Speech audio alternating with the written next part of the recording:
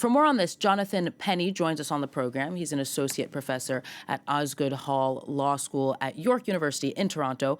Professor Penny, thank you for joining us. So I want to get right into it. I mean, Donald Trump went from pushing for TikTok to be banned to then later opposing the Biden administration's efforts. Can you talk us through the shift in strategy?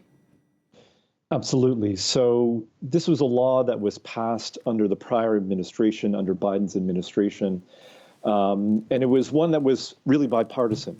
You had both Republicans and Democrats working in Congress to pass this law. At least the stated justification was the concern, national security concerns about TikTok. That is, TikTok being a platform that is easily controlled and influenced by the Chinese government. Why? Because ByteDance, the Chinese internet, Chinese-based internet company that owns and controls the platform, is based in Beijing. So it's one that easily is compelled to follow all the dictates of the Chinese state media, censorship, other kinds of security concerns. These were what went into the justification for the ban. What happened was that the ban came into force technically as of January 19th. So Biden's still president at that stage. He signs the ban into law. And so TikTok goes dark for a few days. Trump is then sworn in January 21st. You have an entirely new administration, and Trump takes an entirely different approach to TikTok.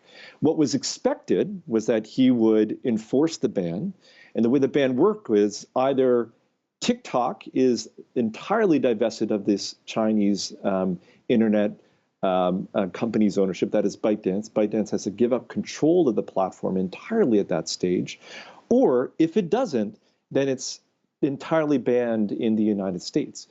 What happens is Trump immediately signs an executive order when he's sworn in, delaying the application of that ban for 75 days. Now, under the law, the president does have power to delay enforcement of the ban, but only where there is good faith negotiations towards divestiture, that is, qualified divestiture as defined under the law.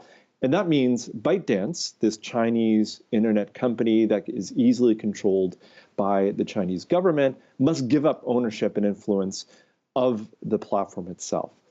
Trump has taken an entirely different tact.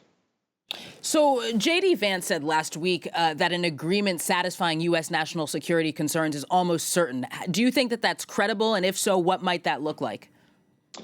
So this seems to be the line that the new administration is taking. And what I would say is, based on what has been reported, what Trump has said, what J.D. Vance has said, is that this new deal that will likely be approved will be in violation of what the law actually requires. As I mentioned earlier, the law requires qualified divestiture.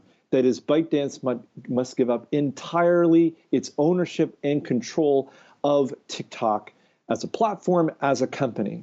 What seems to be in the works is a deal that involves Oracle, a company that's already been helping ByteDance and TikTok manage its data within the United States.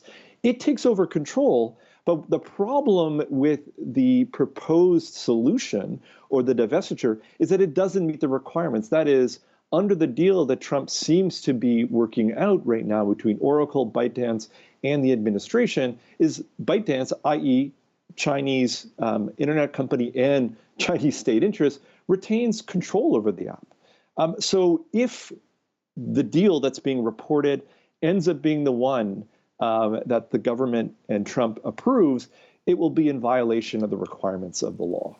As you say, Professor, the debate has been framed as one about national security, theoretically. But to what extent do you think that rivalries among big tech platforms or even governments' desire to use these apps for political purposes is more likely to be driving what we see happening? Oh, yeah. So absolutely. So the stated justifications that I mentioned earlier for the ban, at least what the members of Congress who tailored the law, their concerns, as stated, was national security. The idea that China, through the TikTok platform, could track government employees. It could use it to for privacy violations. And in some cases, the concern today is that its algorithms could be used to manipulate and influence the U.S. population, therefore interfere in elections. And that's something you've seen accusations of this both in the U.S. election and in Romania, for example, where TikTok was accused of promoting a far-right candidate, Georgescu. So this is a new concern about TikTok, but also platforms as well. The risk with these kinds of bans, and I think what the Trump administration's plan is simply this, is that it has little concern about national security. It seems to have very little concern about privacy. What the new strategy of the administration is that it will actually use this ban as a kind of leverage point, almost a way to extort or use the legal leverage that the law is providing to potentially weaponize TikTok for its own political purposes. That's something that we're already seeing in the United States with Elon Musk's platform X, which is clearly one which is being used to promote the politics and the programs and policies of the Trump administration.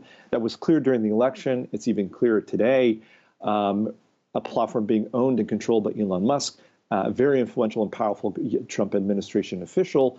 The concern about Trump's plan is that it's going to be okay with China. Professor Penny, I'm so sorry. I hate to cut you off, but I've got my production team telling me that we don't have any more time. I could listen to you for a lot more time, but we have to keep it there for now. Thank you so much for coming on the show. Thanks so much.